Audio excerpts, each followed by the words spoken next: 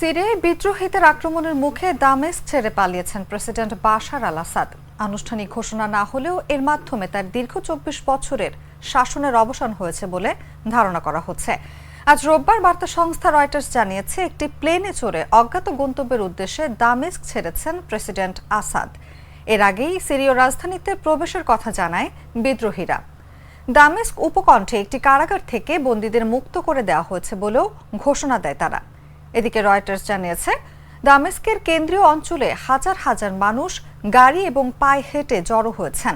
তারা স্বাধীনতার স্লোগান দিচ্ছেন। সিরিয়ার সশস্ত্র বিরোধী গোষ্ঠী ঘোষণা করেছে, আল আসাদের শাসনের সমাপ্তি দেশটির ইতিহাসে একটি নতুন অধ্যায়ের সূচনা করেছে।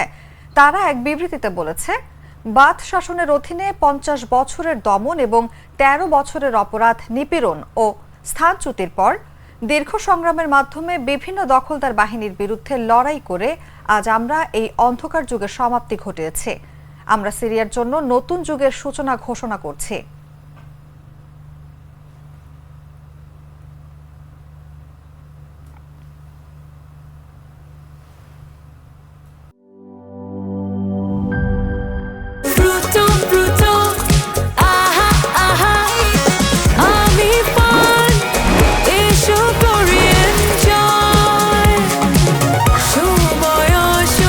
প্রাণ ফ্রুটো, সময় অসময় ফ্রুটোময়।